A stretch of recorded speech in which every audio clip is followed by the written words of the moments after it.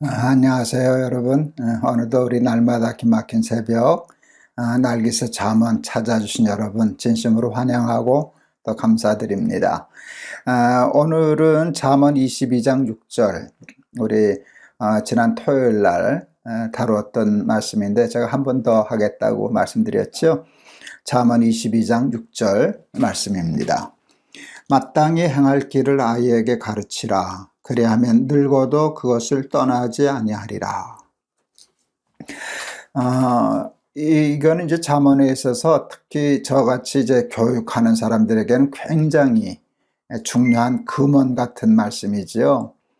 그래서 이제 지난 토요일 날 그 문제를 한번 다루었고, 제가 거기서 나름대로 도전을 받아서 이게 날마다 기막힌 새벽 이 잠언을 우리 초등학생과 중학생, 어린아이들, 뭐 고등학생은 이제 어른이니까 이제 다 알아들으리라 생각하는데, 하여간 이런 티네이저들을 위해서 한번 해야 되겠다 하는 얘기를 했더니 많이들 이제 반응이 있어서 격려를 얻었습니다. 근데 이제 중요한 것은 아이들이 어떻게 반응할까가 중요한데, 그거는 기도하려고 그럽니다. 오늘은 이제 이 말씀을 이제 조금 다른 각도에서 한번 다뤄보려고 그래요. 제가 이 말씀을 가지고 교사 강습회 가서 많이 얘기했거든요. 교회학교 또 교사 헌신 예배를 가면 이 본문을 가지고 설교한 적이 많았어요. 그래서 오늘은 그때 설교했던 그 내용을 한번 정리해서 다시 다루려고 합니다. 제가 1991년도에 이제 동안교회에 담임 목사가 되었어요. 가서 제법 큰 교회를 갔었는데 한 1년 했을 때 교회가 수적으로 조금 많이 성장했어요. 그랬더니 조금 교만해지더라고요. 내가 목회를 잘해서 교회가 이렇게 성장했다 싶은 마음이 드니까 자꾸 교만한 마음이 들어요. 근데 하나님이 그것을 내버려 두시지 않으시죠. 새벽에 기도하는데 하나님이 그건 내 목회 아니다 그러셨어요. 그래서 깜짝 놀라서 그건 누구 목회인데요? 그랬더니 은퇴하신 원로 목사님 목회라 그러시는 거예요.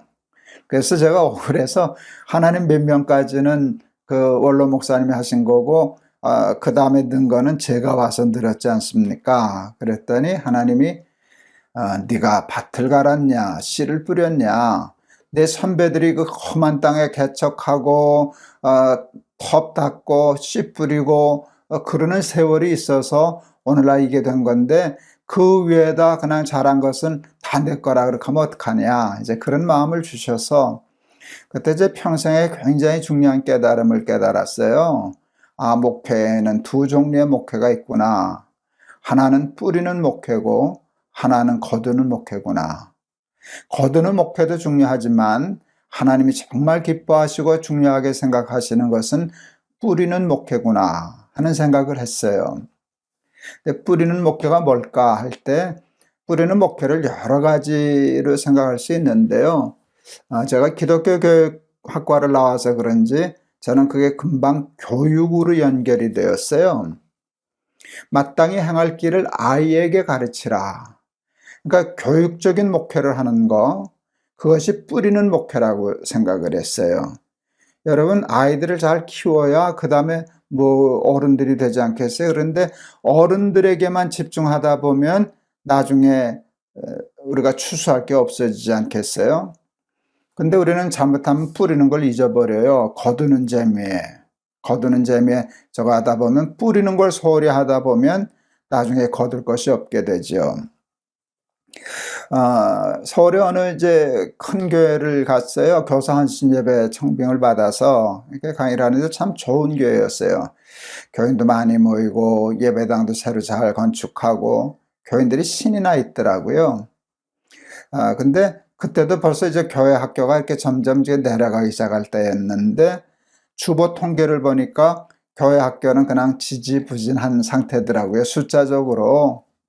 이제 그래서 제가 설교하다가 갑자기 뜬금없는 질문을 했어요. 여러분 질문할 테니까 대답해 보라고. 여러분 교회는 지금이 좋은 교회입니까?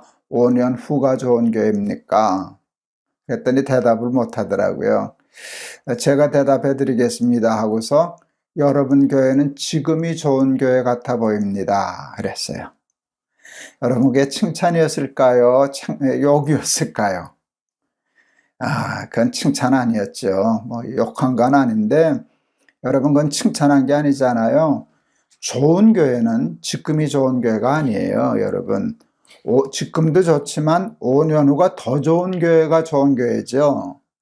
그것을 요즘은 지속 가능이라는 말로 쓰는데 매우 중요한 거예요. 성장이 지속돼야죠. 계속 내가 죽어도 그 다음이 잘 되고 그 다음이 더 잘 되고 이래야 그게 가정이 사는 거고 나라가 사는 일이고 교회가 사는 일 아니겠어요? 그런데 지금만 좀 뭐예요? 5년 후는 지금만 못하다라고 하면 그건 쇠락하는 거니까. 제가 설교 끝나고 내려오는데 그때 이제 은퇴를 얼마 되지 않으신 어른 목사님이셨어요. 참 새파랗게 젊은 목사였고요.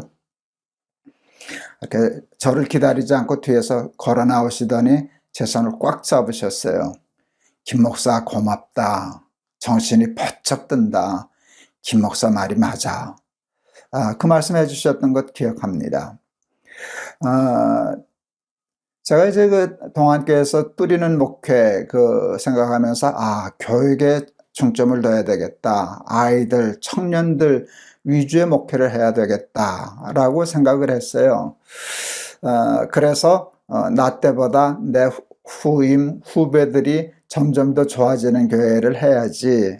그러면 좋겠다 싶어서 이제 청년들에게 마음을 뒀어요. 교육의 아이들에게. 이제 결론을 얘기하면 그 효과라고 그 마음에 하나님이 축복해 주셔서 그런데 동안교회는 청년들이 한국에서 제일 많이 모이는 교회 중에 하나가 되었어요. 꽤 많이 모였거든요, 청년들이. 제가 이제 그 교회 떠나올 때쯤 됐을 때는 1,600명 정도 출석했어요. 청년 예배에만. 청년들이 그냥 1,000명까지 그냥 쭉 올라가더라고요.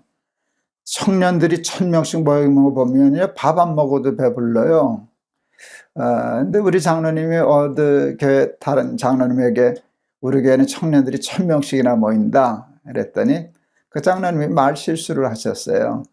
그까짓 것들, 연보도 못하는 것들 많으면 뭐하냐 그랬다고 저한테 조금 기분이 언짢아서 전해주시더라고요.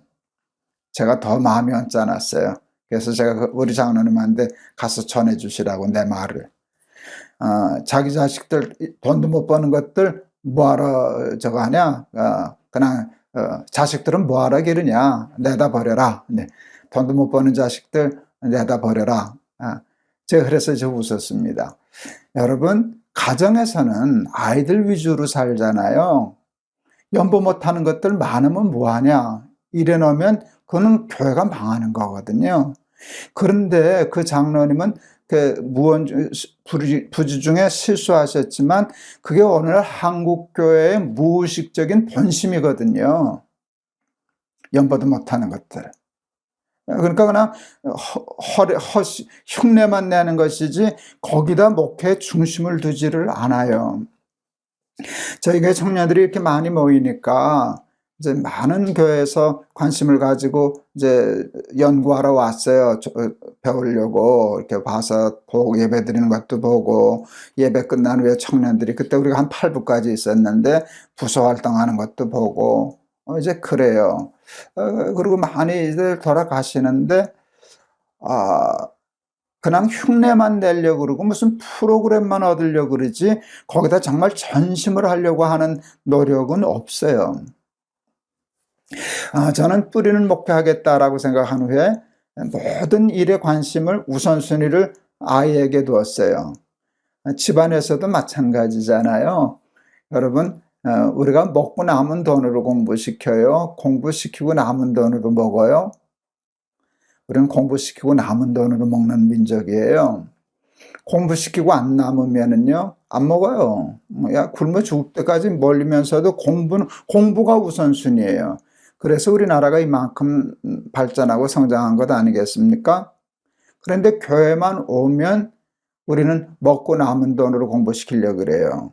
아이들 교육하고 그거 하는데 그거는 우선순위에서 밀려나요. 제가 이제 영락교회 이제 목사로 있었을 때 동안교회에서 교사 강습회 여름 성경학교를 앞두고 이렇게 와서 강의를 해달라 그래서 갔어요. 이제 동안교회는 제가 살던 동네였기 때문에 처음부터 잘 알았던 교회예요. 교인들도 좀 잘 알고. 근데 이제 고등부실에선가 이렇게 강의를 했는데 그때 거기는 에어컨이 없더라고요. 조금 더웠어요. 끝나고 제가 그냥 아무렇지도 않게 여기 본당에는 에어컨이 있나요? 그랬더니 에어컨이 있다 그랬어요. 그래서 제가 좀 매서운 말을 했어요. 이 교회 10년 안에 망합니다. 그랬어요. 강사가 와서 그런 말 잘 안 하잖아요. 교회 망한다는 얘기를 어떻게 해요? 근데 내가 아무렇지도 않게 10년 안에 망할 교회네요. 이게 동학교 10년 안에 망합니다. 그랬더니 그 말이 안 되는 소리잖아요. 강사가 와서 남에게 망한다고. 그래서 왜 그러냐고. 그래서 아니 어른들은 덥다고 에어컨 틀고 애들은 추운지 더운지 신경도 안 쓰는 교회가 어떻게 10년씩이나 가겠습니까? 10년 안에 망합니다. 근데 이제 그 말 뜻을 알아들으셨죠? 아멘 그러시더라고요. 근데 제가 동안교회 담임 목사가 될 줄 누가 알았겠습니까? 한 1, 2년 후에 제가 동안교회 담임 목사가 되었어요. 왔더니 에어컨 안 달아놨더라고요. 그때 아멘 했는데 애들 방에. 제일 먼저 한 일이 뭔가 하면 제가 아이들 교육관 에어컨 다 달아준 일이었어요. 제가 와서 제일 먼저 했던 일 중에 하나는 예배당 건축하겠다는 돈 싹 걷어가지고 이제 일산에 개척교회 세워서 교회 돈 씨가 마르게 한 일이었거든요. 교회 안에는 돈이 남아 돌아가면 안 된다. 그 선교하고 하라고 헌금한 돈이지 쌓으라고 준 돈은 아니다 해서 다 쓴 게 제일 일이었어요. 에어컨 달라니까 그때 한 6, 7천만 원, 작은 돈이 아니었어요. 그걸 달려고 그랬더니 이제 최정 장로님이 돈 없다고 내년에 하자고. 그래서 제가 그때 그랬어요. 장로님 은행에 돈 많아요. 가서 빌려오세요. 이자 좀 물면 되지. 사업은 이자 물면서 하면서 왜 아이들에게 하는 일을 미뤄요. 그래서 정말 은행에서 돈 빌려다가 에어컨 다 달아줬던 기억이 있어요. 그게 뭔가 하면 그냥 마음이에요. 아이들 먼저. 아이들에게 좋은 거. 그래서 아이들에겐 돈 아끼지 말자. 예배당 건축하게 되면 이제 교회가 초긴장하거든요. 재정적으로 힘들 때인데 제가 그 건축하려고 할 때 장로님들한테 약속을 받았어요. 요 약속을 해 주셔야 제가 건축을 할 수 있습니다. 그 약속 못하면 저는 건축 안 합니다. 이렇게 이제 공가를 쳤어요, 장로님들한테. 그게 뭐냐 하면 예배당 짓는다고 선교비를 줄이거나 선교 구제비를 줄이거나 특히 교육비를 줄이겠다라고 하면 저는 안 짓습니다. 저는 집 팔아서 애들 공부시키는 집은 봤어도 애들 학비 줄여서 집 사는 사람은 본 일이 없습니다. 근데 집에서는 다 그렇게 하면서 교회만 오면 애들 교육비를 줄여서 예배당 지려고 그러는데 이거는 망하는 구조입니다. 제가 정말 고집부리고 그렇게 했었어요. 건축하다 보니까 돈이 쪼들리는데 그래서 장로들이 많이 걱정할 때인데도 일부러 아이들에게 얘기했어요. 교육비는 안 자른다. 그래도 필요하면 모자라면 더 달라 그래라. 그러면서 똑같은 얘기했어요. 집 팔아서 공부시키는 집은 있어도 교육비 잘라서 집 짓는 사람은 없어. 집 짓는 거 지금 중요하지만 너희들이 더 먼저야. 물론 그랬다고 아이들이 돈 펑펑 쓰지 않았어요. 그러면 도리어 철들어서 애들이 돈 더 아꼈어요. 그런데 그게 제 진심이었어요. 그런 우선순위를 두니까 이렇게 교회가 청년들이 부흥하고 성장한 거예요. 많은 사람들이 전에 와서 동안께 이렇게 탐방했다 그랬잖아요.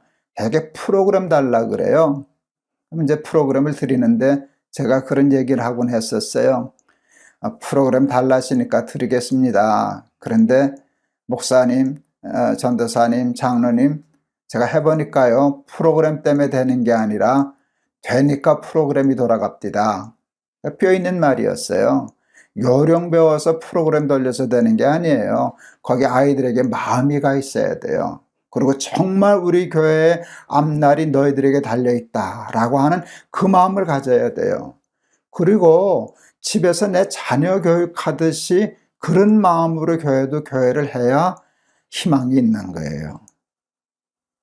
근데 우리 교육 예산 아끼고 모든 일이 어른 중심들이거든요. 집에서는 다 아이들 중심인데, 그래서 교회가 지금은 제가 그때 목회할 때보다 훨씬 더 교회 학교 상황이 나빠졌어요. 교회 학교 없는 교회들도 참 많아졌어요. 그런데 그냥 힘들고 어렵고 세상 탓만 해요. 그렇지 않아요.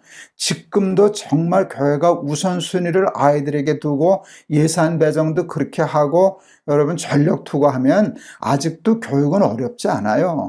아이들 교회 와요. 청년들 교회 와요. 이건 절대로 포기할 수 없는 일이에요. 마땅히 행할 길을 아이에게 가르치지 않으면 늙어서 여러분 하나님의 길 걷지 않아요. 가르쳐야만 혹시 아이들이 흔들릴 때가 있어도 늙을 때 다시 돌아오는 일이 있는 거예요. 이 교육에 투자하지 않으면 한국 교회는 점점 쇠락의 길을 걷게 될 거예요. 제가 참 존경하는 목사님 중에, 이게 실명 얘기해서 죄송한데, 제가 홍정일 목사님 참 좋아하거든요. 저희 교단하고 다르지만. 그분이 처음 개척했던 교회, 남서울교회인가, 그럴 때 그 예산의 60몇 %를 선교 구제에 쓰는 교회였어요. 그러니까 가면 뭐 피아노도, 그랜드 피아노도 하나 없고 조그만 교회, 큰 교회가 당회장실 가보면 조그만 방에 구석방에 있고 이제 그래요. 그런데 보니까 그때도 교사강습회를 갔는데 교육부 예산이 그때 뭐 1년에 한 1,000만 원 된다나, 그 큰 교회가. 제가 존경하는 좋아하는 어른 목사님 계시는 교회인데 가서 또 쓴소리 했죠. 이 집 애들은 독립군 아이들 같다 그랬어요. 이 저 아버지 다 독립운동에 정신 나가가지고 애들은 밥을 먹는지 죽을 먹는지 모른다. 선교하는 거 중요하지만, 다른 돈 아끼는 거 중요하지만 교육을 아끼면 이 교회는 희망이 없다 그랬어요. 이 좋은 교회가 더 후대에도 계속 좋아야지 요때만 좋은 교회로 반짝하고 말 거냐. 교사들 너무 좋아서 그냥 박수 치고 난리 났어요. 꽤 후에 우리 홍 목사님 한번 만났더니, 야, 김 목사 왔다가 한 후에 그냥 교사들 나만 보면 아직도 우리는 독립군 자식이에요. 그래서 내가 아주 죽겠다. 그래서 웃은 적이 있습니다. 선교하는 일 중요하고 다른 일 다 중요하지만, 예배당 짓는 것도 중요하지만, 아이들에게 투자하고 가르치는 일은 절대로 포기해서는 안 되는 귀한 일인데, 힘들다고 어렵다고 세상이 어쩌다고 핑계하지 말고, 힘들다고 전쟁 안 해요? 죽을 때까지 싸워야죠. 그러면 이기는 것이죠. 그래서 마땅히 행할 길을 아이에게 가르치는 교육적인 목회 하는 일에 우리 날개새 식구들이 교회에서 좀 영향력을 발휘하고 또 헌신도 하고 그랬으면 좋겠다 싶어서 오늘 22장 6절 말씀 한 번 더 다루었습니다. 제가 한번 기도하겠습니다. 마땅히 행할 길을 아이에게 가르치라. 그리하면 늙어서도 그 길을 떠나지 아니하리라. 우리 한국교회는 이렇게 교회학교, 주일학교 열심히 해서 이렇게 아름다운 교회로 성장했는데, 요즘은 우리가 그 사명을 잊어버리고 예배당 짓는 일에 어른들 중심의 목회를 하고, 아이들 교육하는 일에는 그냥 흉내만 내다가, 그리고 세상 핑계만 하다가 한국교회가 지금 점점 비탈길로 미끄러지고 있습니다. 교육하는 교회, 뿌리는 교회, 그 일에 쓰임받을 수 있는 우리 날개새 가족들 되게 하여 주시사, 우리 날개새 가족들이 섬기는 교회는 오늘보다 5년 후가 더 좋은 교회, 10년 후가 더 좋은 교회들로 발전할 수 있게 주님 축복하여 주시옵소서. 예수 그리스도 이름을 받들어 기도하옵나이다. 아멘. 저는 이제 은퇴해서 목회를 못하는데, 여러분 교회에서 하실 때 아이들 중히 여기시고, 아이들이 교회의 미래거든요. 근데 지금 아이들이 없으니까 교회는 미래가 없거든요. 그러니까 중하게 받아들이시고, 우리 교육하는 교회, 뿌리는 교회, 쓰임받는 우리 날개새 가족들 되시길 바랍니다. 여러분 감사합니다. 오늘 제가 조금 흥분했죠? 여러분 감사합니다. 내일 또 뵙겠습니다. 여러분 사랑합니다.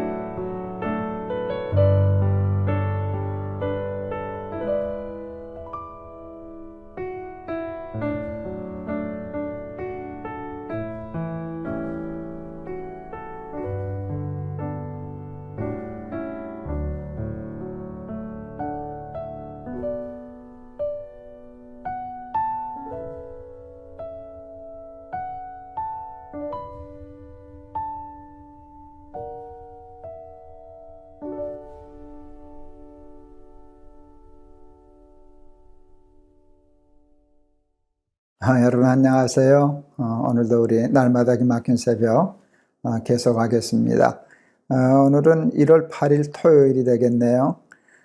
오늘도 누가복음 5장 1절에서 11절 말씀 통독하겠습니다. 무리가 몰려와서 하나님의 말씀을 들을새 예수는 게네사렛 호숫가에 서서 호숫가에 배 두 척이 있는 것을 보시니 어부들은 배에서 나와서 그물을 씻는지라. 예수께서 한 배에 오르시니 그 배는 시몬의 배라. 육지에서 조금 떼기를 청하시고 앉으사 배에서 무리를 가르치시더니 말씀을 마치시고 시몬에게 이르시되 깊은 데로 가서 그물을 내려 고기를 잡으라. 시몬이 대답하여 이르되 선생님, 우리들이 밤이 새도록 수고하였으되 잡은 것이 없지만은 말씀에 의지하여 내가 그물을 내리리이다 하고, 그렇게 하니 고기를 잡은 것이 심히 많아 그물이 찢어지는지라. 이에 다른 배에 있는 동무들에게 손짓하여 와서 도와달라 하니 그들이 와서 두 배의 채움에 잠기게 되었더라. 시몬 베드로가 이를 보고 예수의 무릎 아래 엎드려 이르되 주여, 나를 떠나소서, 나는 죄인이로소이다 하니 이는 자기 및 자기와 함께 있는 모든 사람이 고기 잡힌 것으로 말미암아 놀라고 세베대의 아들로서 시몬의 동업자인 야고보와 요한도 놀랐음이라. 예수께서 시몬에게 이르시되 무서워하지 말라. 이제 후로는 내가 사람을 취하리라 하시니 그들이 배들을 육지에 대고 모든 것을 버려두고 예수를 따르니라. 아멘. 목수인 예수님이 어부인 베드로에게 거기 저기 가서 잡으라 하는 말씀, 순종하기 쉽지 않았지만 그 말씀에 순종했더니 그물이 찢어질 정도로 고기가 참 많이 잡혔다 하는 얘기 어제 다루었습니다. 말씀에 순종하여 산다는 것이 그렇게 생각처럼 쉽지는 않지만 말씀에 순종했을 때 결과는 언제나 이 본문과 같았습니다. 제게도 그랬습니다. 그래서 뜻이 하늘에서 이루어진 것처럼 땅에서 이루어지면, 하나님의 말씀에 순종하여 하나님의 말씀이 이루어지면 우리의 삶에 그물이 찢어질 정도로 하나님의 축복이 우리의 삶에 충만하게 될 줄을 믿습니다. 그물이 찢어질 정도로 고기를 많이 잡게 되었을 때 베드로는 그것을 혼자 독식하려고 하지 않았더라고요. 주위에 있는 이미 다 포기하고 그물 씻고 육지에 올라간 동무들을 손짓하여 와서 도와달라 그랬습니다. 그냥 지나칠 수 있는 말이지만 그 속에서도 베드로의 사람됨이 보이더라고요. 많은 사람들 그랬으면 독식했을 거예요. 다 자기가 못 먹을지언정 자기 혼자 차지하고 싶지 그것을 나누고 싶어 하는 마음 없을 텐데 베드로는 서슴지 않고 동무들을 불러서 같이 일하고 또 함께 나누고 그랬습니다. 예수님은 그런 베드로의 모습을 나는 허투루 보시지 않으셨다고 생각을 해요. 하나님이 쓰시는 사람은 하나님의 축복을 받았을 때, 하나님으로부터 어떤 능력을 받았을 때 그것으로 혼자 영광을 받고 혼자 독식하고 그러는 게 아니라 그 하나님의 축복을 함께 나눌 줄 아는 사람이어야 한다 하는 생각을 하게 되었어요. 여러분, 세상의 복은 너 잘 먹고 잘 살아라 이지만 기독교의 복은 그게 아니잖아요. 너는 복의 근원이 될지라 너로 인하여 나라와 민족이 복을 얻을 것이니라. 너로 인하여 나라가 복을 받고 민족을 복을 받게 된다 그랬을 때 그 복을 나눌 줄 아는 사람이 귀한 사람인데 작은 일, 물고기 하나도 혼자 욕심 부리지 않고 나눌 줄 아는 베드로를 보셨을 때 기독교적인 사람이다, 기독교적인 지도자로서 합당한 사람이다 하는 생각을 하지 않았을까, 예수님 하시지 않으셨을까 하는 생각을 하게 되었습니다. 제가 이 누가복음 5장을 시작하면서 한번 말씀드렸는데 이 본문의 말씀, 예수님이 베드로를 스카우트 하실 때 이 본문의 말씀은 제 목회와 제 삶에 굉장한 영향을 끼친 말씀입니다. 나도 베드로처럼 그런 사람이 되어서 하나님께 쓰임받는 사람이 되면 좋겠다라고 하는 정말 중요한 인사이트를 저한테 준 말씀이거든요. 그래서 이 말씀이 저한테 삶에 구체적으로 사실 이모저모로 영향을 끼쳤습니다. 오늘 그물이 찢어질 정도로 많은 고기를 잡게 되었을 때 동물을 손짓하여 와서 도와달라 하고 함께 나누었던 그 마음을 흉내내서 이루어진 것이 높은 뜻 숭의교의 분립이라고 얘기할 수 있어요. 높은 뜻 숭의교회를 개척해서 하나님이 주인이 되시는 교회, 그렇게 얘기했더니 하나님이 그물이 찢어지도록 교회를 성장시켜 주셨죠. 그때 어느 날 또 교회가 어느 정도 성장하고 그렇게 되니까 하나님이 이제 좀 내수로 나누라 하는 마음을 주셨을 때 그게 그렇게 별로 힘들지 않더라고요. 그래서 교회를 내수로 나눴잖아요. 그게 다 어디서 배웠는가 하면 베드로가 동물을 손짓하여 와서 같이 나누고 그러는 것을 훌륭하게 보았기 때문에, 부러워했기 때문에 그런 때가 왔을 때 저도 흉내를 낼 수 있지 않았을까 하는 생각을 해요. 여러분, 제 목회 일생에 있어서 그때 교회 분립, 그것처럼 저한테 큰 사건은 없었어요. 제가 가장 마음에 기뻐하고 보람있어하고 감사해야 하는 그 일 중에 하나가 교회를 내수로 분립한 것이었어요. 근데 그것을 베드로에게서 배우는 거거든요. 그랬더니 결과적으로 저에게도 좋은 결과를 맺었고 교회에게도 좋은 열매를 맺어서 하나님 앞에 귀히 쓰임 받지 않았습니까? 그랬을 때 여러분, 하나님이 축복하실 때 욕심부려 독식하려고 하지 말고 복의 근원이 되고 사람들과 나누고, 그래서 너로 말미암아 나라와 민족이 복을 얻을 것이니라 하는 그 말씀을 이룰 수 있는 사람이 된다면 하나님이 크게 귀히 저와 여러분을 사용하여 주실 줄을 믿습니다. 또 하나 생각할 것이 있어요. 이제 순종해서 2배 처음에 잠기게 될 정도로 고기를 많이 잡았어요. 큰 성공을 한 것이죠. 근데 이 성공이 위험한 거거든요.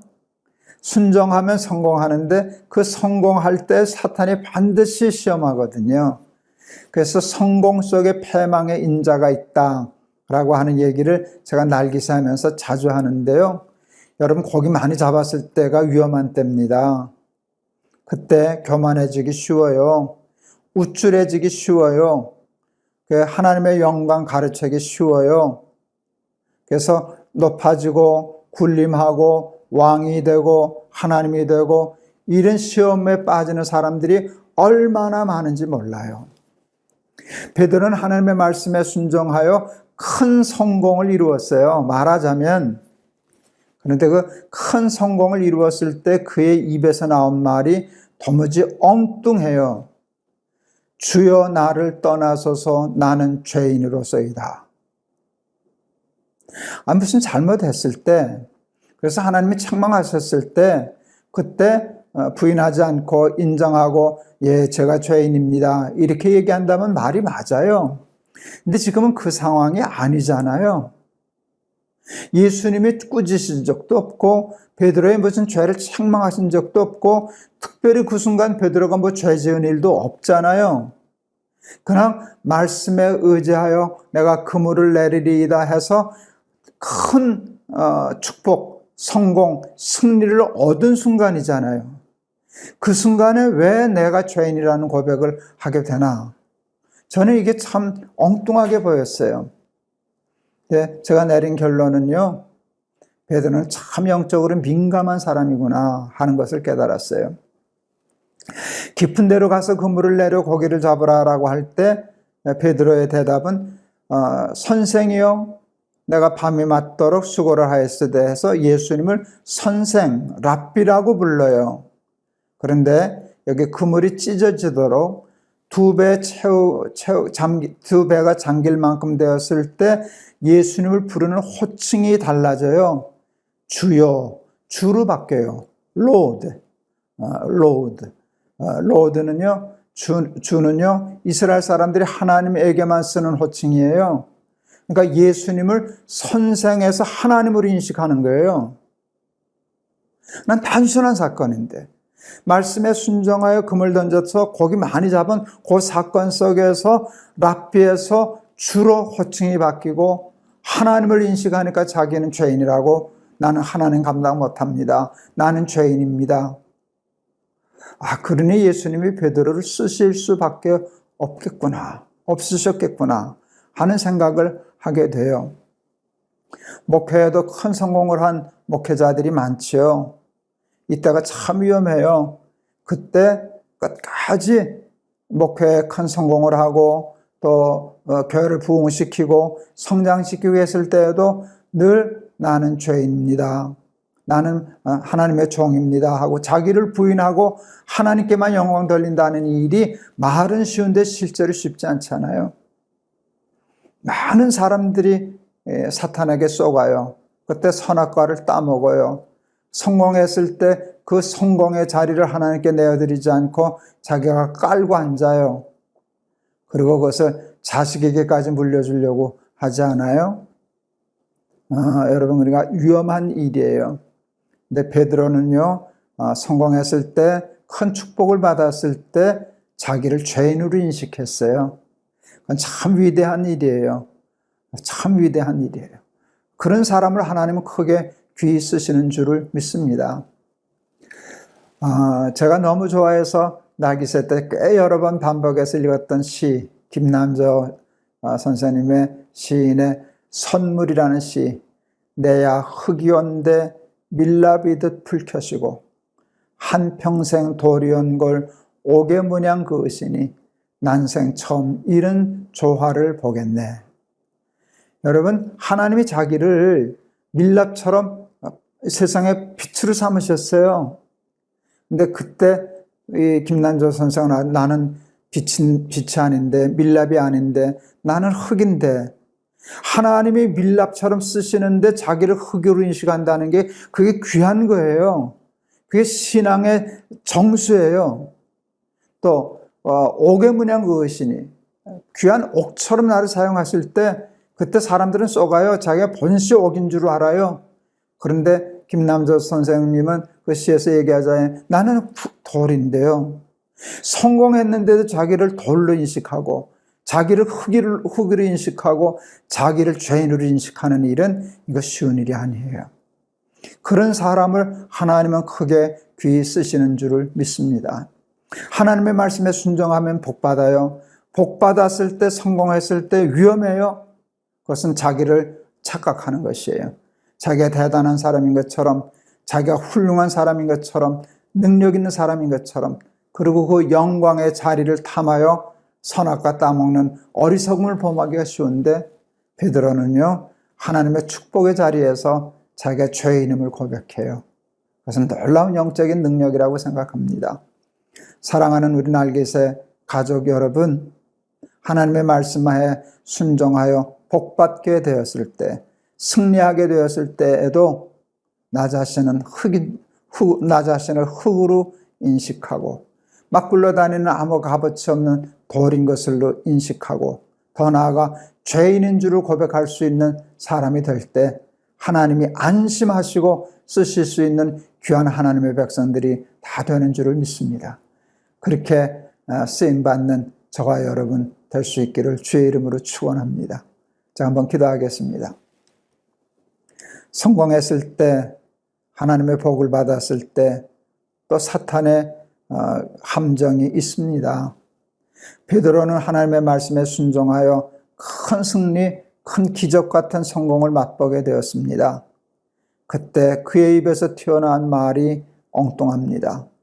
선생이 아니라 하나님이 되고, 자기는 죄인이라고, 하나님 저는 죄인입니다 라고 고백하는 영적인 민감성과 순수함을 발견하게 됩니다. 하나님 저희들에게도 그와 같은 능력을 허락하여 주시옵소서. 하나님이 밀랍처럼 불켜서 쓰실 때에도 자기가 밀랍이 아니라 흙임을 인식하고, 하나님이 우리를 옥처럼 귀한 보석처럼 다뤄주실 때에도 나는 돌입니다, 나는 죄인입니다, 이렇게 겸손해질 수 있는 사람이 되어서 하나님이 안심하시고 쓰실 수 있는 하나님의 귀한 그릇들, 하나님의 귀한 종들 다 되게 하옵소서. 예수 그리스도 이름을 받들어 기도하옵나이다. 아멘. 그냥 평범한 말씀 같지만 고기 많이 잡힌 자리에서 자기를 죄인이라고 인식했던 베드로가 참 부럽습니다. 그러면 참 하나님은 안심하시고 쓰시겠다. 조금만 써서 성공하게 되면 거들먹거리고 자기를 잊어버리고 자기가 하나님인 것처럼 착각하고 많은 사람들을 속이고, 이래서 안심할 수 없는 많은 사람들이 있는데, 우리 날개새 가족들은 하나님이 안심하시고 쓰실 수 있는 귀한 그릇들 다 되시기를 축원합니다. 여러분 감사합니다. 여러분 사랑합니다. 다음 주 월요일에 또 뵙겠습니다.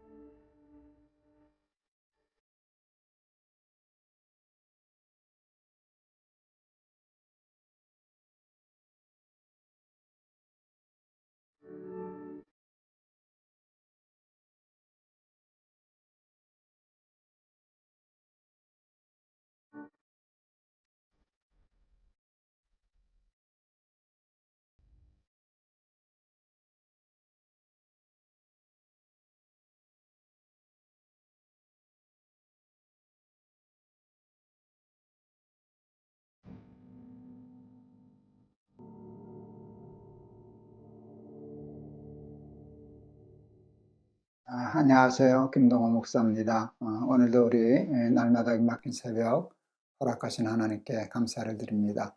오늘은 이제 여호수아서 두 번째 시간이네요. 오늘도 어제 읽은 말씀과 동일하게 지난번에 읽은 말씀과 동일하게 여호수아서 1장 1절에서 4절 다시 한번 보겠습니다. 여호수아서 1장 1절에서 4절. 여호와의 종 모세가 죽은 후에 여호와께서 모세의 수종자 눈의 아들 여호수아에게 말씀하여 이르시되 내 종 모세가 죽었으니 이제 너는 이 모든 백성과 더불어 일어나 이 요단을 건너 내가 그들 곧 이스라엘 자손에게 주는 그 땅으로 가라. 내가 모세에게 말한 바와 같이 너희 발바닥으로 밟는 곳은 모두 내가 너희에게 주었노니 곧 광야와 이 레바논에서부터 큰 강 곧 유브라데 강까지 해쪽색의 온 땅과 또 해지는 쪽 대해까지 너희의 영토가 되리라. 아멘. 제가 날기사하면서 아마 여러 번 반복했을 겁니다. 제 인생에 굉장히 중요한 영향을 준 어떤 말씀들이 있는데요. 깨달음이 있는데요. 양재동에 있는 어느 미션 스쿨 여자 중고등학교였습니다. 거기 제가 채플에 설교하러 갔다가 중학교 교장 장로님으로부터 스쳐 지나가듯이 차 한잔 마시면서 들었던 말씀이 제 평생에 중요한 교훈이 된 말씀이 하나 있었습니다. 그 교장 선생님이 그 장로님이 그러시더라고요. 저는 있으나 마나한 교장 되려고 힘씁니다. 충격이었습니다. 다 없어서는 아니 될 사람 되려고 하는데 우리 장로님은 있으나 마나한 사람 되려고 힘쓴다. 있으나 마나한 사람은 그냥 가만히 있으면 되는데 힘써서 있으나 마나한 사람이 된다는 말씀이 참 깊게 마음에 와닿았습니다. 그 장로님이 말씀하시는 있으나 마나한 사람은 없어서는 아니 될 사람 다음 단계를 얘기한다는 사실을 알게 되었습니다. 그래서 제 평생의 어떤 목표나 그것도 나도 있으나 마나한 사람이 되어야 되겠구나. 없어서는 아니 될 사람이 못 돼서 되는 거 말고 없어서는 아니 될 사람이 되고 그러고는 반드시 있으나 마나한 사람의 자리로 물러서야만 교회가 살고 하나님의 나라가 살고 또 모든 조직이 살고 후배가 살겠구나 하는 깨달음을 깨닫게 되었습니다. 유능하고 인간적인 평가를 하는지 모르지만 유능하고 성공적인 삶을 산 사람이 늘 조심해야 할 것이 있습니다. 멈출 때를 알아야 하고 내려가야 할 때를 알아야 하고 그만둘 때를 알아야 하는 것입니다. 여러분 에베레스트나 이런 높은 고산을 이렇게 등산하는 등산가들이 있잖아요. 그 엄청난 데로 올라가더라고요. 그런데 등산가들은 정상을 정복했을 때 거기에 잠깐 머물고 급히 하산을 하더라고요. 서둘러 하산을 준비합니다. 하산의 때를 놓치면 등산에 성공했던 모든 것이 다 수포로 돌아가기 때문에 그렇습니다. 올라가는 것도 어렵지만 내려가는 게 더 어렵고 위험합니다. 그래서 진정한 등산의 성공은 정상에 섰을 때 완성되는 게 아니라 하산해서 땅으로 다시 내려왔을 때 완성되는 것입니다. 없어서는 아니 될 사람, 있으나 마나한 사람, 이를 얘기 가지고 이렇게 연결하자면 정상에 서 있는 것은 없어서는 아니 될 사람의 자리입니다. 여러분, 있으나 마나한 사람이 된다는 것은 다시 하산해서 평지의 땅을 밟아주고 사는 것과 같습니다. 그런데 있으나 마나한 하산은요, 여러분 등산한 다음에 하산이지 등산을 하지 못했으면 그건 하산이 아닙니다. 그냥 밑에 있었던 것뿐이지 밑바닥에 있었던 것이지 하산은 아닙니다. 하산은 올라갔으니까 밑으로 내려온 것이지 올라가지 않은 사람에게 하산은 없습니다. 정상은 없어서는 아니 되는 지점이라면 하산은 있으나 마나한 사람의 자리입니다. 많은 사람들은 올라갈 줄만 알지 내려올 줄을 모릅니다. 그래서 모든 삶을 평생의 수고를 다 수포로 하고 조직도 망가뜨리고 교회도 무너뜨리고 하나님의 나라에도 말도 못할 피해를 입힙니다. 개인적인 얘기를 해서 죄송합니다. 나이 50에 높은 뜻 숭의교회를 개척하고 몇 년 동안 인간적인 얘기입니다. 그냥 상승 기류를 탄 것과 같았습니다. 이제 공부 잘하는 아이들이 공부가 제일 쉬웠어요. 뭐 그런 얘기해서 욕을 많이 먹었는데, 먹고 나는데, 여러분, 그때 건방을 떨려면 목회가 제일 쉬웠어요. 교회 부흥이 제일 쉬웠어요. 이렇게 상승 기류를 타니까 구태 힘들게 날갯짓 하지 않아도 올라가는 것은 어느 정도까지 올라가겠다. 올라가는 건 어렵지 않았습니다. 근데 그때 그 양재동 그 교장 선생님 그런 말씀들이 다 도움이 되어서 어떻게 내려가지? 잘못하다가 때를 놓쳐서 내려갈 때를 놓치면 실패하는데 하는 생각을 하게 되었습니다.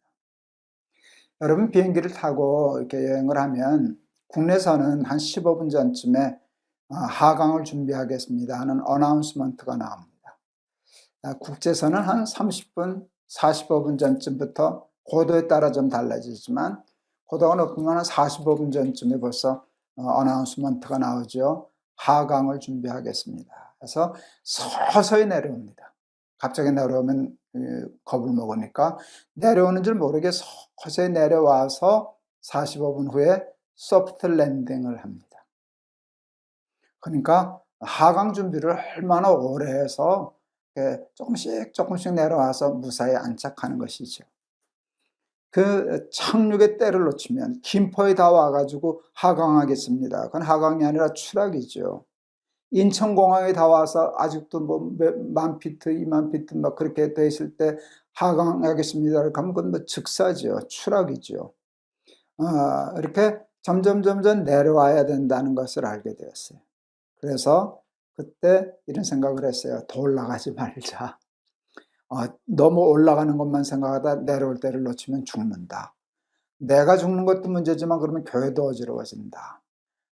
올라갈 힘으로 살살 내려오기 시작하고 내게 힘이 있다면 내 다음에 우리 높은 뜻 교회를 목회할 우리 후배들을 길을 열어주고 제가 키우는 건 아니지만 클 수 있도록 도와주는 거, 그게 지금부터 내가 해야 할 일이다 하는 그런 착한 생각을 했었어요.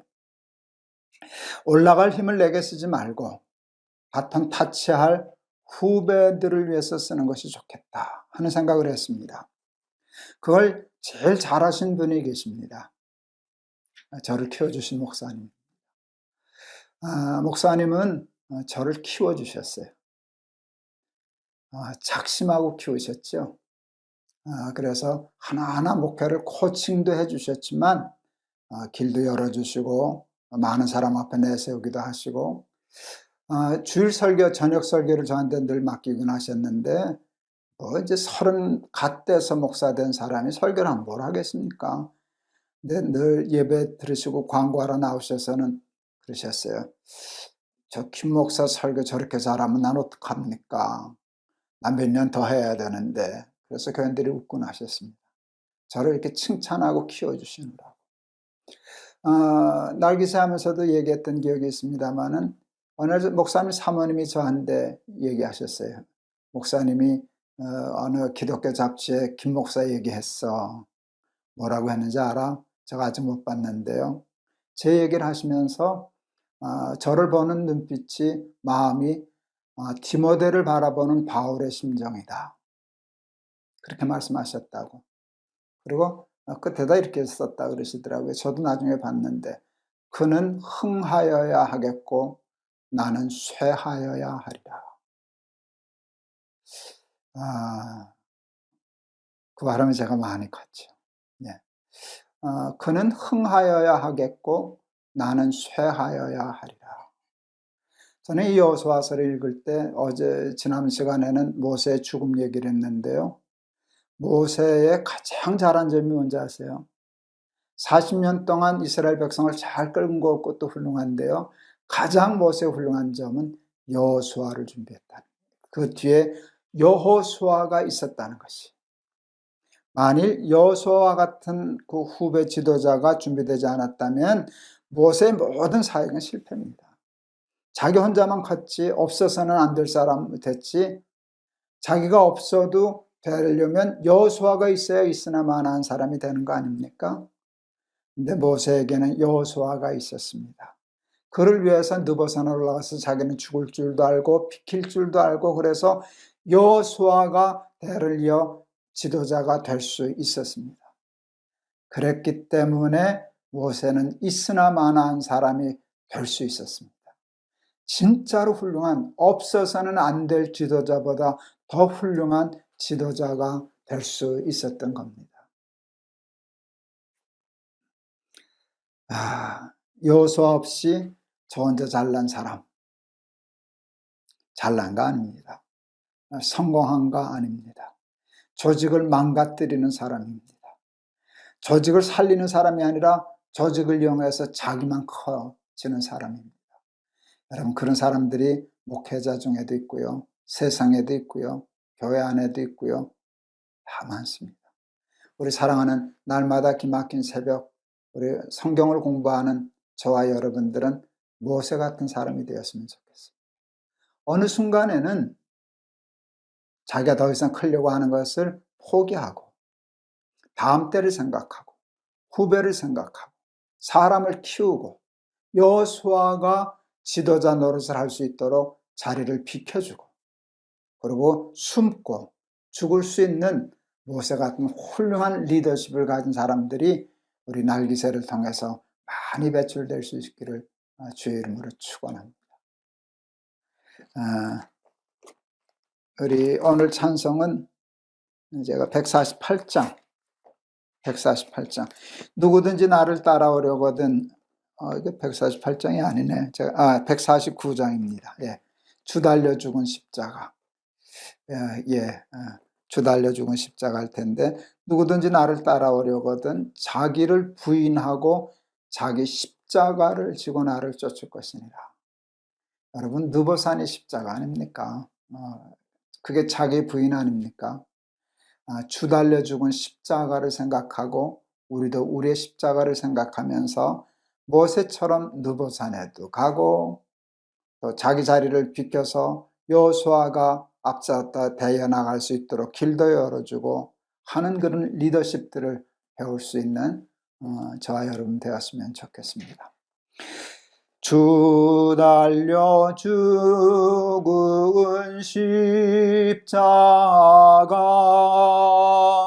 우리가 생각할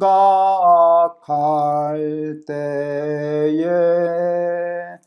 세상에 속한 욕심을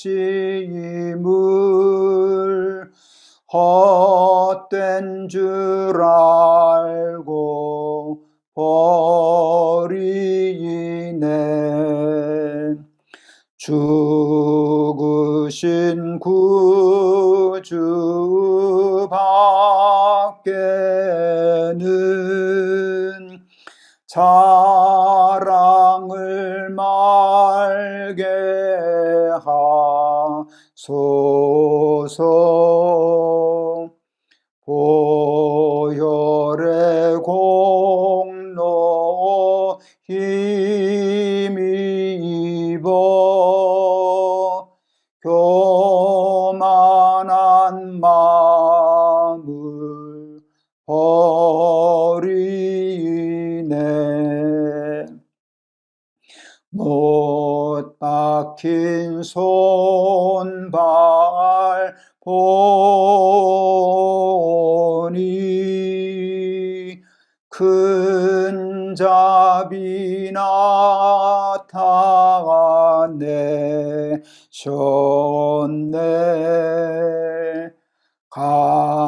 가시로 만든 면류관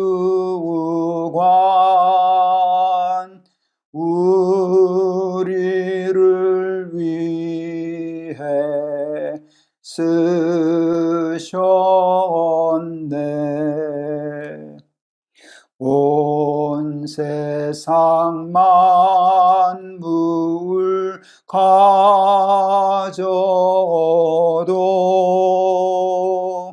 주 은혜 못 갚겠네. 놀라운 사랑 받은 나 몸으로 제물 삼겠네.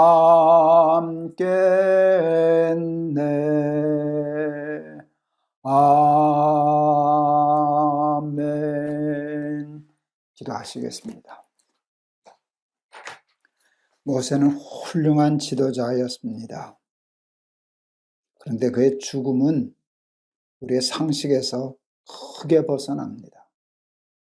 그는 훈장도 받지 못했고 면류관도 쓰지 못했고 가나안에도 들어가지 못하고 느보산에서 홀로 죽어 하나님께 갔습니다. 그런데 모세는 불평 한마디가 없습니다. 원망하지 않습니다. 이스라엘을 축복하고 여호수아를 축복하고 깨끗하고 아름다운 죽음으로 하나님 앞에 가는 모습을 보고 많이 배웁니다. 훌륭한 사람은 여호수아를 키우는 사람입니다. 자기를 끝까지 키워서 자기가 없으면 안 되는 그런 사람 되는 게 아니라 자기를 부인하여 자기가 없어도 되는 조직과 교회를 만드는 사람입니다. 자기를 부인하고 여호수아를 세울 줄 아는 사람. 우리도 그 같은 사람 되게 하여 주옵소서. 부족한 것도 그 같은 삶 끝까지 살아내게 하옵소서. 예수 그리스도 이름을 받들어 기도하옵나이다. 아멘. 반갑습니다. 오늘 말씀 이렇게 하다가 나 죽으면 나 죽으면 날개선 어떡하나 하는 생각을 했었는데요. 뭐 나 죽으면 그냥 끝내면 되지. 이제 그런 생각했는데 날개서 이어갈 수 있는 여호수아가 있어도 좋지 않을까 하는 생각을 좀 해봤습니다. 뭐 꼭 날개서가 아니더라도 많은 목회자들이 지금 이런 시간들을 가지니까 이제 훌륭한 이것도 새로운 이제 사역의 방향이 되었는데요. 이제 코로나 때문에 또 이렇게 중요한 목회가 되었는데 여호수아 같은 사람들이 계속 일어나서 하나님 나라의 복음 전하는 일은 쇠하지도 않고 그쳐지지도 않았으면 좋겠다 하는 생각을 하게 되었습니다. 여러분 감사합니다. 지난번 시간과 오늘 이 여호수아 모세의 죽음 여호수아는 제 인생에 아주 정말 좋은 의미에서 치명적인 영향을 끼친 말씀입니다. 여러분에게도 그와 같은 말씀이 되시길 바랍니다. 여러분 감사합니다. 여러분 사랑합니다. 내일 또 뵙겠습니다.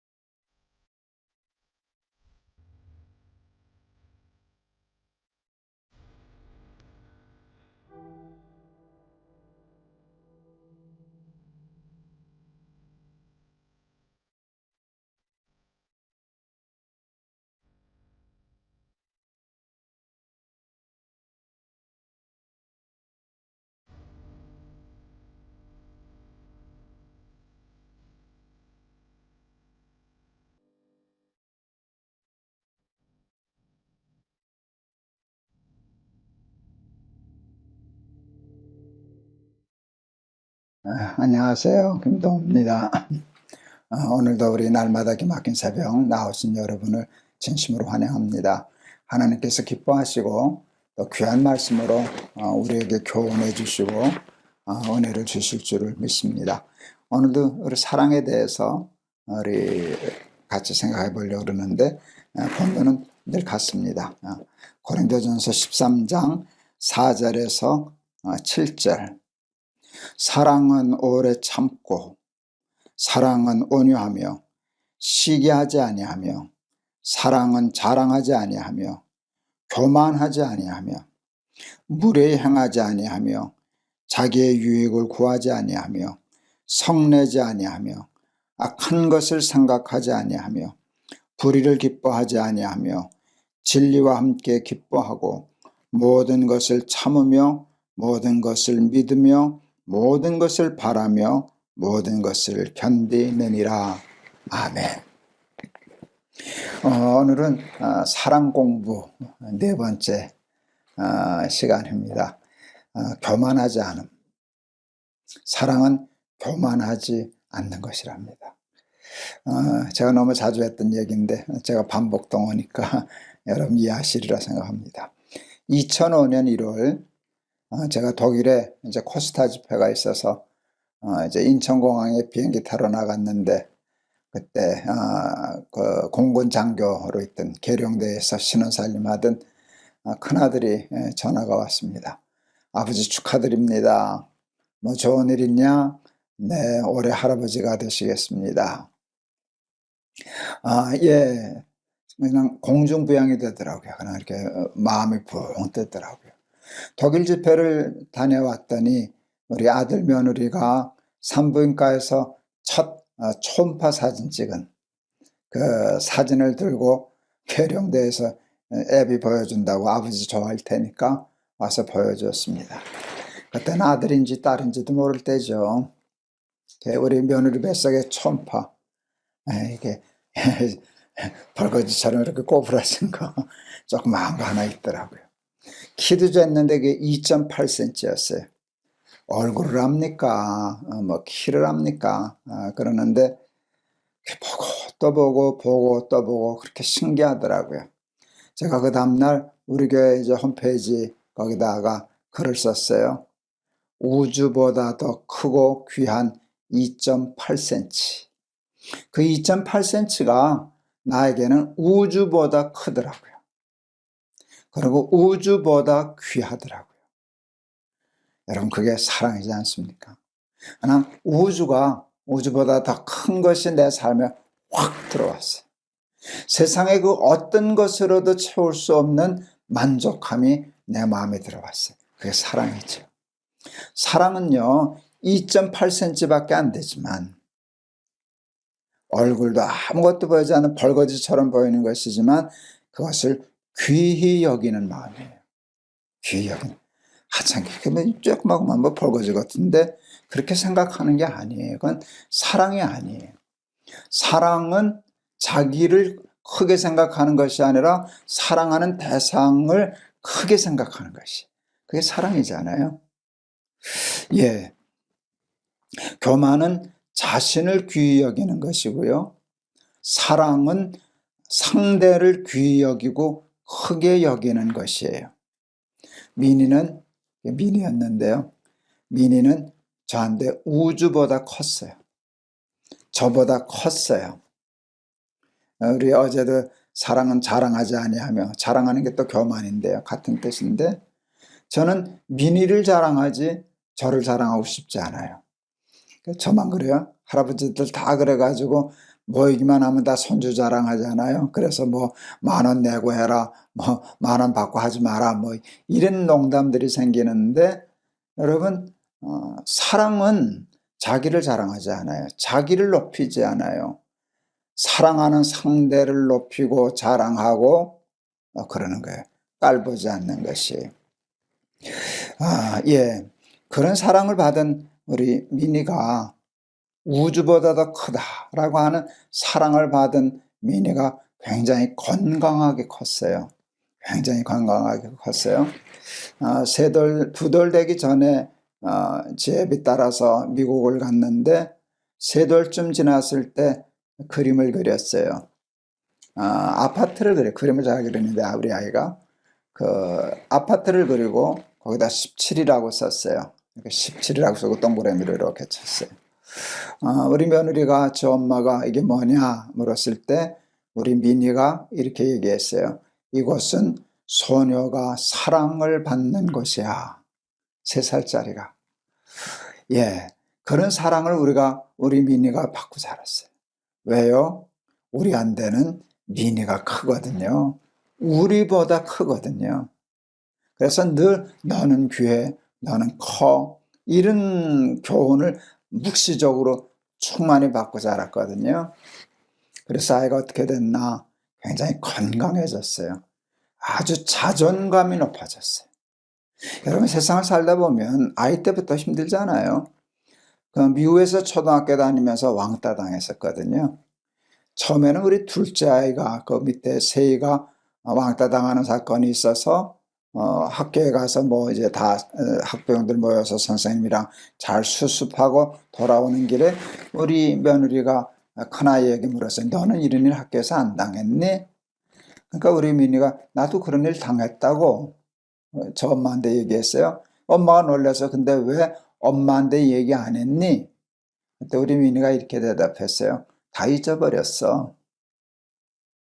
여러분, 얼마나 건강한 거예요. 왕따 당한다는 게 얼마나 힘든 일인데.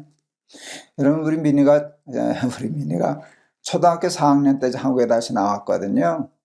한국말 조금 서툴다고 또 왕따 당한 것 같아요. 세종에 와서. 예, 그런데 잘 극복하더라고요. 잘 극복하더라고요. 그래서 졸업하기 전에는 축구 선수도 하고 또 무슨 부회장도 하고 친구도 많이 사귀고 그랬는데, 여러분 그게 어디서 왔는가 하면 사람들이 깔보고 친구들이 왕따 당해도 얘한테 선점되어 있는 게 뭔가 하면 나는 그렇게 하찮은 존재가 아니야. 우리 할아버지가 우리 할머니가 나를 우주보다 더 크다 그랬어. 나는 그렇게 하찮은 사람이 아니야 하는 높은 자존감 때문에 그런 것들을 툭툭 털고 이겨나가더라고요. 그리고 그런 사랑을 받은 미니 때문에 제가 어떤 복을 받았는 줄 아세요? 저희 그 손녀딸이 이제 고등학교 1학년이 되었어요. 한참 사춘기 방문 닫고 있어야 될 때 아닙니까? 근데 그렇게 사랑받고 자란 아이가요, 나를 사랑해요. 할머니, 할아버지 사랑해요. 이제 거의 저만큼 키가 커가는데 오면 아직도 와서 안기고 매달리고 할아버지 좋아하고 할아버지 귀 여기고. 여러분, 사랑은 자기를 자랑하는 거 아니에요. 자기를 자랑한다는 것을 뒤집으면 뭐가 되는 줄 아세요? 사람을 깔보는 거예요. 하찮게 여기는 것이. 여러분, 그것은 참 얼마나 어리석은 일인지 모릅니다. 교만의 벌이 있어요. 자기를 높이면, 사람들은 자기를 높이면 사람들이 존경할 줄 알지만 그렇지 않아요. 사람이 점점 멀어져요. 교만한 사람을 좋아하는 사람이 어디 있어요? 교만해지면, 높아지면, 자기를 자랑하면 그에게는 친구가 없어요. 곁에 사람이 있을 수가 없어요. 그러면 그럴수록 그건 외로워져요. 왜? 교만은 사랑이 아니니까. 사랑이 아니니까, 사랑이 없으니까 권력은 가질 수 있을런지 몰라요. 출세는 할런지 몰라요. 돈은 많을런지 몰라요. 그러나 사랑은 없어요. 그래서 늘 외로워야 해요. 교만의 형벌은 외로움이에요. 사랑 없음이에요. 그거 얼마나 바보스러운 일이에요. 왜요? 사랑은 교만하지 않는 건데 교만했으니까 사랑이 없는 거거든요. 사랑하면 교만하지 않고 사랑하면 어떤 복을 받는 줄 아세요? 사랑을 받아요. 그도 나를 높여요. 사람들은 이런 사탄에게 쏘가요. 내가 교만하지 않고 겸손하면 사람들이 나를 깔봐. 예, 그런 사람도 있죠. 근데 구더기 무서워서 장을 못 담가요. 그런 구더기들이 다 있는 게 아니에요. 칭찬하고 남 앞에서 남을 높이고 진심으로 자기를 낮추고 이렇게 섬기면 여러분, 그도 우리를 섬겨줘요. 여러분, 우리 기독교에 있어서 예수님이 승천하 십자가에 못 박히시기 전에 제자들에게 가르쳐준 중요한 교훈을 우리가 알잖아요. 그것은 제자들의 발을 씻겨주신 것이에요. 선생된 내가 제자인 너희들의 발을 씻겼으니 너희도 이와 같이 하라. 여러분, 선생이 높죠. 제자가 선생의 발을 씻어야죠. 그게 세상의 통념이죠. 그러려고 선생되는 거 아닙니까? 그러려고 돈 벌고, 그러려고 출세하고, 그러려고 성공하고, 그래서 높아지고, 남은 깔보고, 남은 하찮게 여기고, 그래서 갑질하고 그러는데, 그러면 그럴수록 외로워지는 거예요. 아무도 없는 거예요. 여러분, 사랑은 교만하지 아니하며, 이 겸손은 참 어려워요. 우리는 언제 모르게 자기를 자꾸 자랑하거든요. 저도 이제 페이스북도 하고, 이제 이거 유튜브도 하고 그러죠. 이게 아무리 노력해도 잘 절제가 되질 않아요. 여러분, 페이스북에 글 쓰는 일에 그 바탕에 깔려있는 바탕색이 뭔지 아세요? 자랑이에요. 은근히 자랑하는 거예요. 그런데 그 페이스북이나 글쓰기에 남을 자랑하는, 다른 사람을 자랑하고, 이렇게 겸손한 거 찾기 참 힘들어요. 제 글 속에도 찾기 힘들어요. 네, 제가 알아요. 그런데 여러분, 힘써서 오늘 주신 말씀, 사랑은 교만하지 않는 것이다. 교만하지 않고 겸손하면 사랑을 얻을 수 있단다. 사랑을 줄 수도 있고 사랑을 받을 수도 있단다. 사랑은 사람을 깔보는 게 아니란다. 하찮게 여기는 게 아니란다. 사람이 2.8cm짜리 밖에 안 될지라도, 소자일지라도, 가난한 사람이라고 할지라도, 병든 사람이라고 할지라도, 사람들에게 못난 사람으로 보이는 사람이라고 할지라도 우주보다 더 커, 우주보다 더 귀해. 그를 높이고 그를 귀히 여기는 그런 마음 가진다고 하면 그게 곧 그리스도 예수의 마음을 갖는 것이 아니겠습니까? 사랑하는 우리 날마다 기막힌 새벽 가족 여러분, 우리 속에는 교만이 원죄처럼 있어요. 자기를 자꾸 높이려고 하다가 하다 안 되면 자기를 자랑하다가 자꾸 남을 깎아내리고, 남을 헐뜯고, 남을 찌르고, 남을 하찮게 갑질하고 이런 것이 있는데, 여러분, 교만하지 아니하며 나보다 남을 더 낮게 여기며 사람들을 귀히 여기며 이렇게 살아가는 우리 진정한 이 시대의 기독인들이 다 되실 수 있기를 주의 이름으로 축원합니다.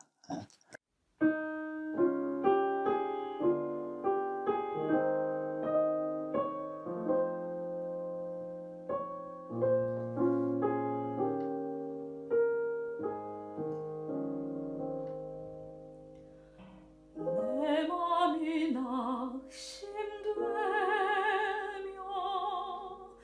근심에 눌릴 때 주께서 내게 오사 위로해 주시네. 가는 길 캄캄하고 괴로움 많으나 주께서 함께하며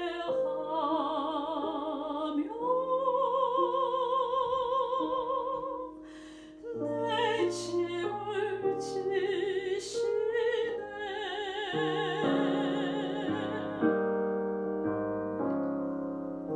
희망이 사라지고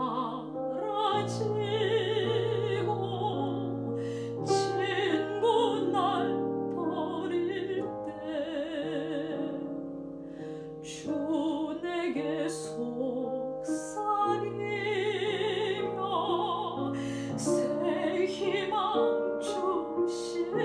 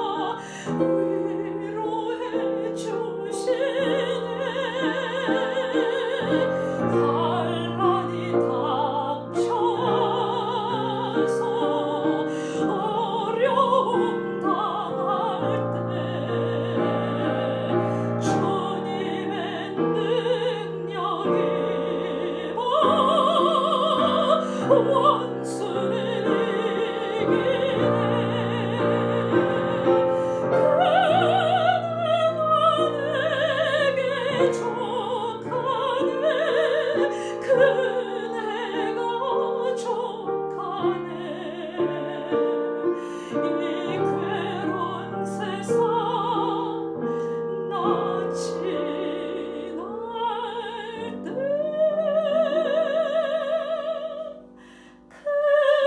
그네가 족하네 이 괴로운 세상 나 지날 때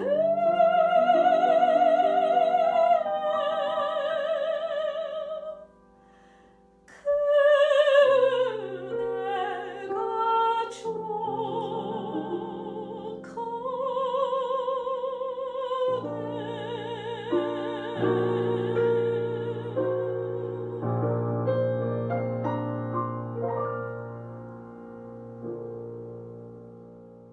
자, 한번 기도하겠습니다.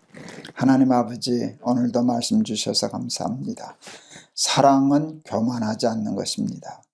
근데 우리는 다 교만합니다. 교만하기 때문에 우리 속에 사랑이 없습니다. 사랑이 없기 때문에 돈은 있는데, 자리는 있는데, 유명은 해졌는데 사람이 없어서 외롭습니다.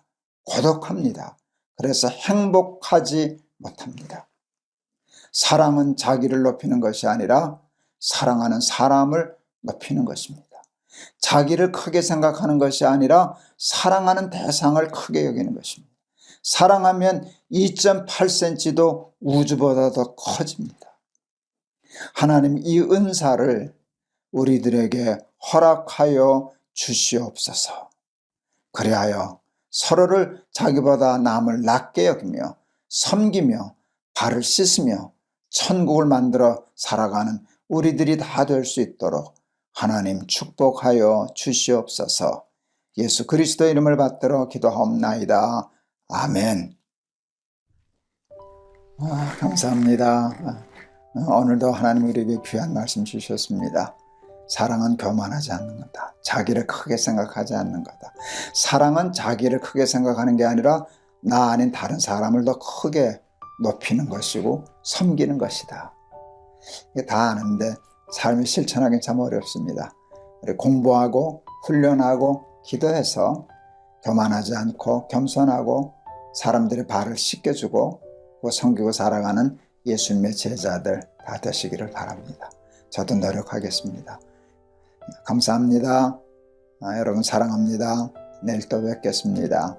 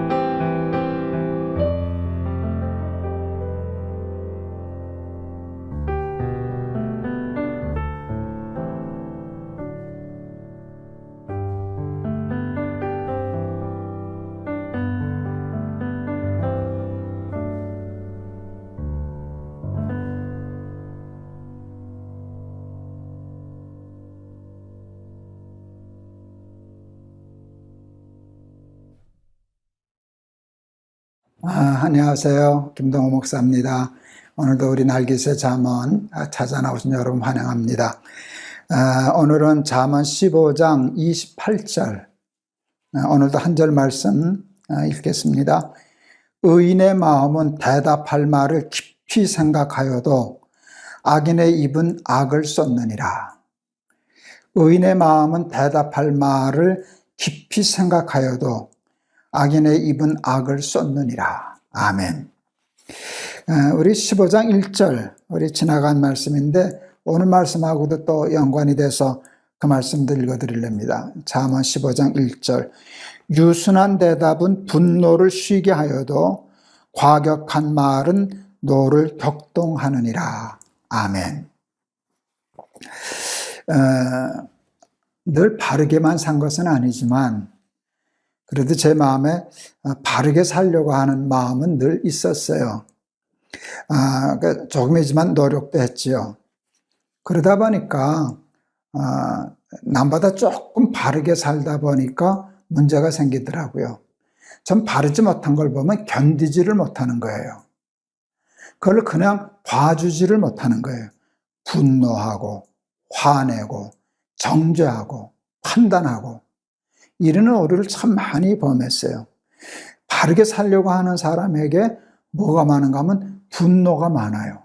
노하는 게 많아요. 화내고 성내고 이러는 게 참 많더라고요. 그러다 보니까 이렇게 바리새인 같은 사람이 되어가고 있구나 하는 생각을 하게 되었어요. 이제 바르게 살려고 하다 보니까 부작용으로 따라온 게 화가 나는 것인데요. 성경의 야고보서 1장 20절에도 있잖아요. 성내는 것이 하나님의 의를 이루지 못하느니라. 성내는 내용이 옳고 그름에 대한 얘기는 없어요. 잘못돼서 잘못된 것에 잘못 성내는 것이 하나님의 의를 이루지 못하는 게 아니라 여기에는요, 바른 일이라도 성내면 하나님의 의를 이루지 못해. 옳고 그름보다도 더 중요한 거는 분노를 조절할 줄 알아야 돼 하는 말씀인데, 그걸 제가 젊어서부터 좀 깨달아서 해야 되는데 나이 들어서 지금이야 깨달으니 후회 막급입니다. 화가 나면 제일 큰 실수는 말에 있습니다. 말을 정확하게 적절하게, 정확한 말도 어렵고요, 더 어려운 것은 적절하게 하는 것. 상대방이 열을 잘못했으면 10개만 화를 내면 되잖아요. 네, 우리 지난번 날개새 시간에도 얘기했지만 10개를 화내면은 그것은 그래도 나름 적절하다 할 수 있는데 화는 100개를 내거든요. 말은 100개로 얘기하니까 90개는 지나치는 거예요. 그래서 하나님의 의를 이루지 못해요. 일이 어긋나요. 일이 잘 되질 않아요. 그런데도 저는 몰라요. 상대방이 잘못한 것만 알아요.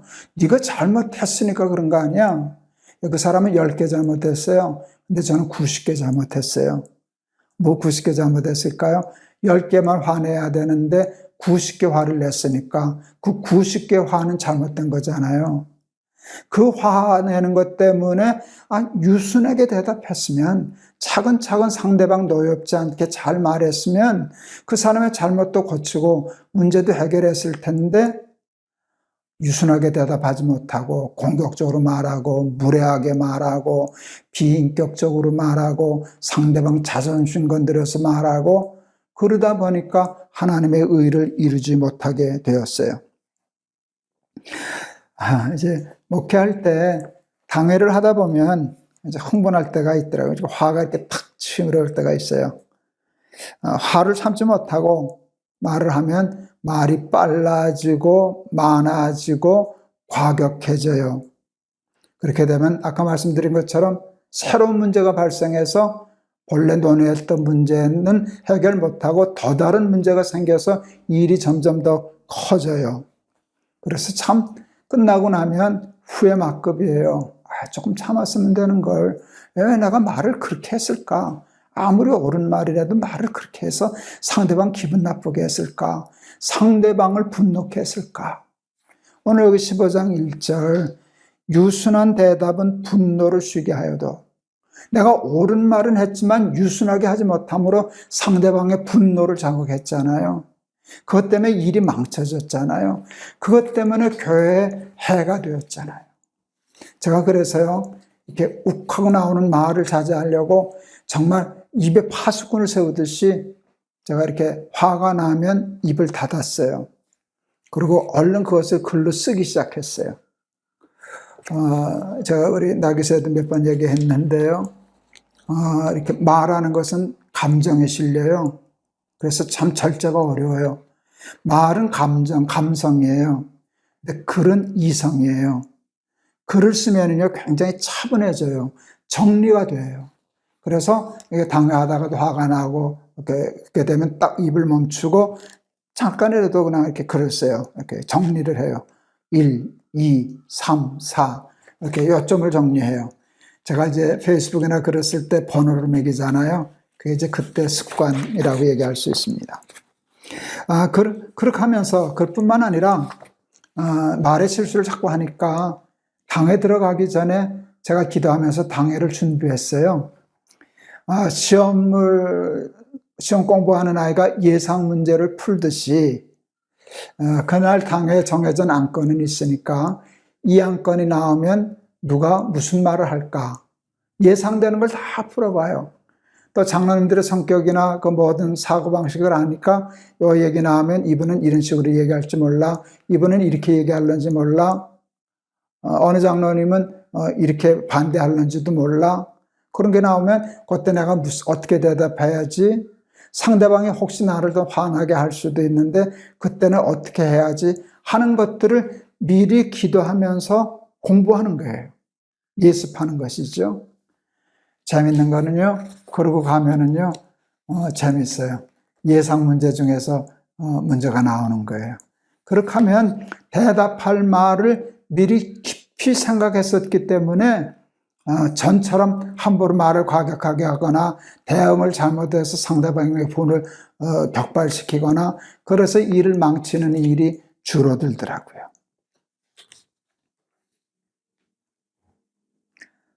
제가 오늘 페이스북에도 하나 글로 썼었는데 반복동화의 변 이렇게 얘기했는데 제가 예화의 반복이 참 많습니다. 이제 그것 때문에 좀 불편해 하시는 분들이 좀 있더라고요. 좀 불성실해 보이는가 봐요. 제가 준비 없이 그냥 말하는 것처럼. 근데 제 생각은 조금 달라요. 예화는 요리사들이 쓰는 파, 마늘, 고춧가루, 참기름, 설탕, 소금, 조미료 같은 양념이에요. 양념은 설렁탕 할 때도 넣고 육개장 할 때도 넣고 뭐 무슨 볶음 요리 할 때도 필요하면 그거 그냥 넣잖아요. 양념을 한 번만 쓰고 다른 음식에는 안 쓰는 거. 또 그러면 요리가 되지 않잖아요. 그래서 그냥 적절하게 얘기하다가 필요하다면 저는 그냥 여러 번 반복해서 합니다. 여러분 좀 이해해 주시고 들어주시면 좋겠어요. 우리 둘째 아이가 한동대를 다녔는데 어느 날 우리 아내가 킥킥 웃었어요. 왜 웃어? 그랬더니 둘째가 귀뚫었대. 우리 둘째 아들이 귀걸이를 한 거예요. 그때 제가 그것을 이해 못할 때였어요. 쭉 뻗쳐 올라오더라고요. 김동호 목사 아들이 귀걸이를 해. 이제 말이 튀어나오는 거죠. 그냥 전화해서 말하면 야단치는 거예요. 목사 아들이 사내 자식이 귀걸이가 무슨 놈의 귀걸이냐? 특히 목사 아들이. 당장 떼지 못해? 말이 이렇게 나가는 거예요. 이렇게 닿으면 아이는 나를 피하게 되고 나를 상대하지 않게 되고 상당히 나빠지는 거예요. 그때 제가 입을 닫았어요. 훈련된 대로 이렇게 조금 흥분한 상태였기 때문에 말하면 안 된다. 지금 전화하면 안 된다. 제가 책상에 앉아서 메모지를 놓고 있었는데 정리가 안 되더라고요. 조금 흥분돼 있어서. 한 10분, 20분 지나니까 정리가 됐어요. 제가 첫 번째 쓴 글은 이거예요. 내가 목사지, 내가 목사냐? 내가 귀걸이를 했다. 그건 좀 문제가 될 거다. 근데 목사 아들이 애가 귀걸이 좀 할 수 있지. 그럴 수도 있지. 그럴 수도 있지라고 쓰는 순간 내가 이성으로 돌아왔어요. 그러니까 쫙 정리가 되더라고요. 그 다음에 또 두 번째 글이 쓰여졌어요. 우리 지열이가 오늘 귀 뚫고 싶은 거 오늘 뚫은 거 아니야. 몇 달 전부터 뚫고 싶었는데 애비가 힘들어할까봐 이해 못할까봐 참다 뚫었을 거야. 제가 정말로 썼어요. 애도 애비 때문에 참다 뚫었다면 애비도 아들을 위해서 몇 달이라도 참다 생각하고 생각해서 말을 해야지 지금 화났다고 탁 말하면 안 돼. 그랬더니 이렇게 진정이 되더라고요. 제가 아들한테 전화했어요. 너 귀뚫었다지? 네. 아버지가 몇 달 후에 좀 더 생각해 볼게. 아버지도 몇 달 생각해 볼게. 그때 얘기해 보자. 근데 너 오늘 돈 없어서 싸우려고 달았지? 나중에 떼고 안 떼는 건 네가 결정하지만 그때까지는 좋은 거 달고 다녀라. 아버지가 돈 줄게. 예. 몇 달 후에 제가 얘기 안 했어요. 몇 달 후 되니까요. 그게 별거 아니더라고요. 그렇게 화낼 일도 아니고요. 뭐 우리 아들이 무슨 타락한 것도 아니고요. 괜히 별것도 아닌 거 가지고 흥분해서 그래서 얘기 안 했어요. 뭐 당연히 지금 40 넘은 아이가 휴가리 하고 다니겠어요. 근데 그날 그거를 절제하고 생각하고 말하려고 하는 덕분에 지금 40이 지난 아들하고 얼마나 친한지 몰라요. 그 복을 받았어요. 여러분, 말을 유순하게 말하는 것, 생각하고 말하는 것, 화내지 않는 것, 절제할 줄 아는 것.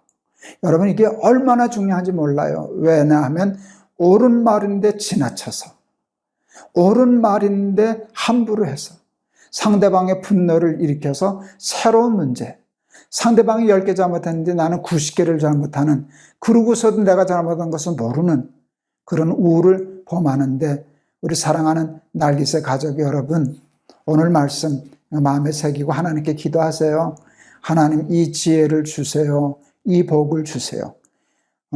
의인의 마음은 대답할 말을 깊이 생각하거니와, 말을 한번 하려고 할 때 기도하면서 깊이 생각하고 말을 하는 사람, 그리고 말을 할 때 유순하게, 감정 싫지 말고 상대방 자존심 건드리지 말고 인격 건들지 않고 유순하게 말할 줄 아는 사람 되게 해달라고 기도하는 우리 날깃의 가족들 되실 수 있기를 바랍니다. 그리하여서 여러분, 자식도 잃지 않고 친구도 잃지 않고 많은 사람들과 화목하고 평화롭게 또 바른 길 인도하면서 살아가는 우리 날깃의 가족 되기를 바랍니다. 오늘 찬송, 제가 예화만큼이나 반복이 많은 건 찬송가예요. 그날 말씀과 찬송 맞추는 게 참 어려워요. 그렇게 많지 않더라고요. 오늘 212장 겸손히 주를 섬길 때, 근데 이제 이 비슷한 설교를 우리가 날깃의 때 여러 번 했는데, 제가 제일 좋아하는 가사가 2절이에요. 인자한 말을 가지고 사람을 감화시키며, 옳은 말을 인자하지 않게 해서 사람을 감화시키지 못하는 경우가 얼마나 많은데요. 그래서 인자한 말을 가지고 유순한 대답은 분노를 일으키지 않는다. 지혜로운 사람은 말을 할 때 깊이 생각하고 말한다. 이 말씀 잘 생각하고 우리 찬송하겠습니다. 겸손히 주를 섬길 때 괴로운 일이 많으나 구주여 내게 힘 주사 잘 감당하게 하소서. 인자한 말을 가지고 사람을 감화시키며 갈 길을 잃은 무리를 잘 인도하게 하소서. 구주의 귀한 인내를 깨달아 알게 하시고 굳건한 믿음 주셔서 늘 승리하게 하소서. 장래의 영광 비추사 소망이 되게 하시며 구주와 함께 살면서 참 평강 얻게 하소서. 아멘. 기도하시겠습니다. 옳은 말을 인자하지 못하게, 과격하게, 지나치게, 비인격적으로 해서 상대방을 분노케 하고, 그래서 이를 그르치는 우를 얼마나 많이 자주 범하는지 모릅니다. 하나님 말할 때에 깊이 생각하고 기도하게 하고 말하게 하옵소서. 인내할 줄 알게 하시고 유순하게 대답하고 말할 수 있게 하시사 상대방을 인자한 말로 감동시킬 수 있는 그런 하나님의 자녀가 될 수 있도록 하나님 저희들을 축복하여 주시옵소서. 예수 그리스도 이름을 받들어 기도하옵나이다. 아멘. 제가 참 나이 들어서 요즘 많이 연습하고 욕심내고 기도하는 것은요, 좀 유순해지는 거예요. 성내는 걸 좀 참는 거예요. 말을 조금 생각하고 하는 거예요. 오늘 말씀하고 같아요. 좀 힘들어요. 좀 억울할 때도 많고요. 또 옛날 버릇도 있고요. 그런데 이게 우리의 삶에 얼마나 중요한 말씀인지 모릅니다. 기도하면 그 능력을 우리에게 허락해 주실 줄을 믿습니다. 깊이 생각하고 기도하고 말할 수 있기를 바라고요. 옳은 말도 유순하게, 인자한 말로 사랑 감화시키는 우리 날개새 가족들 다 되실 수 있기를 축원합니다. 여러분 감사합니다. 여러분 또 승리하세요. 내일 또 뵙겠습니다. 여러분 사랑합니다.